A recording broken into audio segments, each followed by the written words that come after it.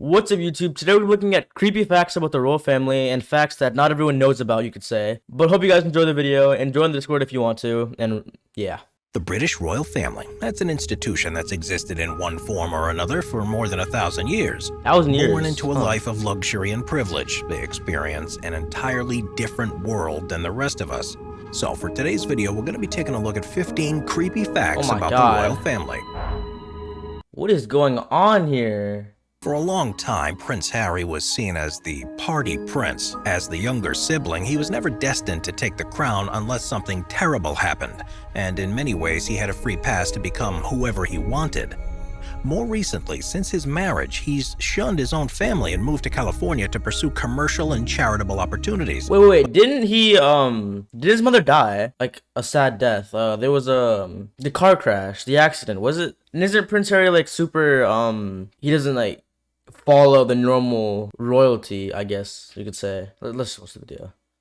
But he's not always been the respectful and caring man that he's now trying to become. Admittedly, it must be tough growing up in the public eye, but Harry's found himself on the wrong side of news reports for things that the vast majority of us wouldn't even dream of doing.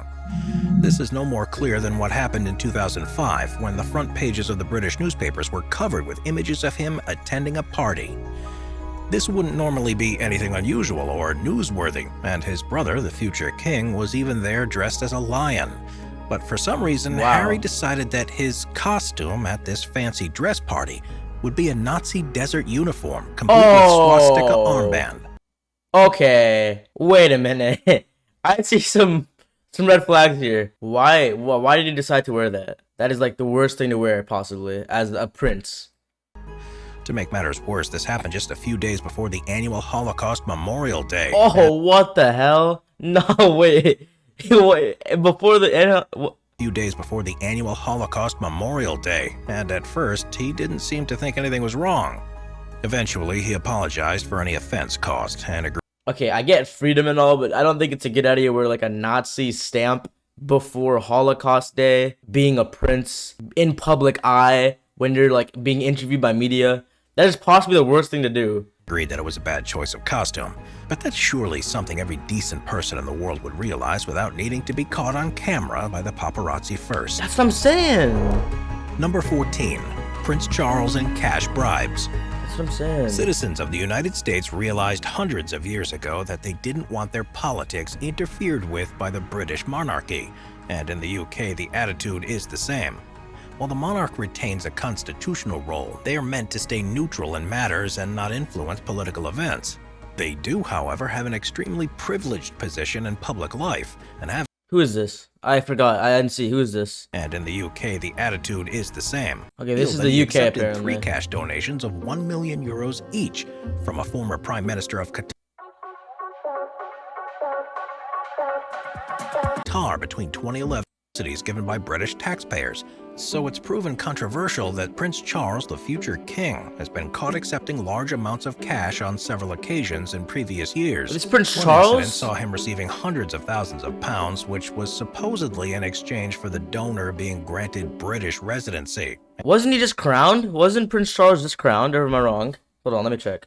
Yeah, Prince Charles was just crowned. Okay, so this is after Queen Elizabeth died. So this guy's king now. Okay, that's quite interesting. I didn't know that. I actually did know that. I just forgot the name. I'm bad with names. And in June of 2022, it was revealed that he accepted 3 cash donations of 1 million euros each from a former Prime Minister of Qatar between 2011 and 2015. No one is suggesting that any of these payments were illegal, and it appears as if the money was given directly to the prince's charities.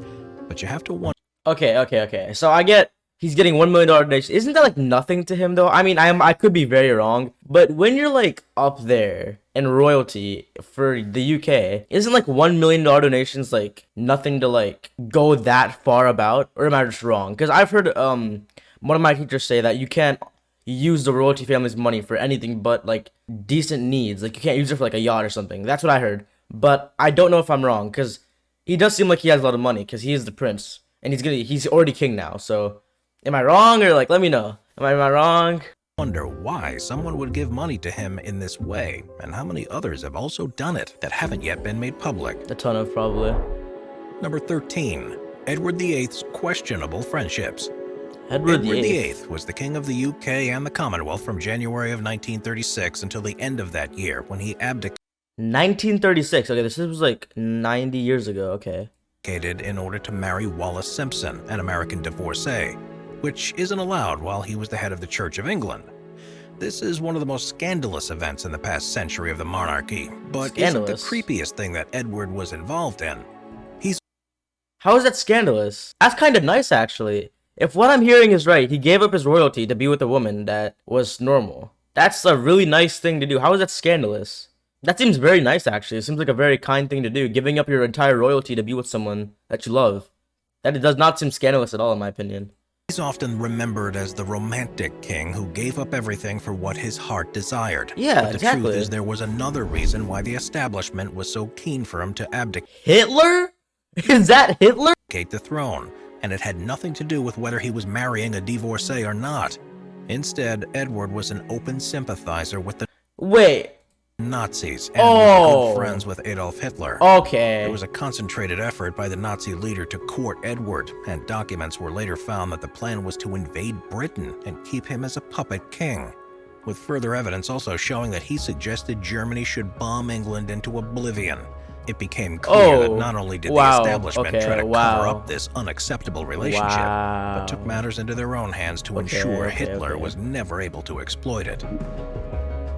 Number 12. Okay, I'm gonna like speak a little rant over here. There are so many connections to underground people. By underground, I mean people like you don't know about. I'm sure Hitler had connections to the U.S. president that were good. The U.K. president here, we don't know if this is true. This is like a YouTube channel, so I don't know. But I'm sure this would be censored off YouTube if it was completely true. So I mean, there has to be some lie to this, in my opinion at least. I doubt YouTube would keep up a video that exposing national secrets. I don't think so.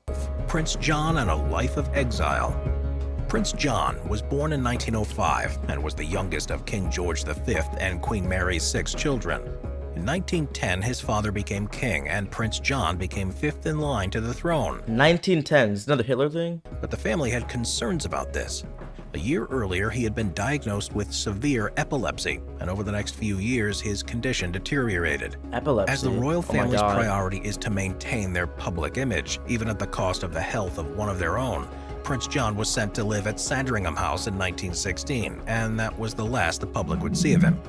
Very little is known of what life was like for him there, or the types of treatment he underwent, but he died at the age of 13 in January of 1919. It was only after his death that his illness was made public, along with the news that he had died from an extreme seizure. But even when That seems sad. So at the young age, he was booked away to a school, and no one knows what happened to him. Basically, in that like little building, no one knows what happened to him. The most gruesome experiments that must have happened to him. I feel bad. everyone was giving the family the benefit of the doubt, another piece of evidence came forward many years later. A letter that had been written by Prince Edward, who was 11 years older than his brother, said that he saw Prince John's death as little more than a regrettable nuisance, and that he had become more of an animal than anything else. Oh my God. Number 11. More of an animal than anything else. Did they put like experiments on him that made him go like insane or something? Because it's happened before to like people in royalty that they've been experimented on and they've gone insane. We're gonna end the video there, but yeah. Hope you guys enjoyed the video. Kind of sad to see all this like gruesome stuff happening with the royal family.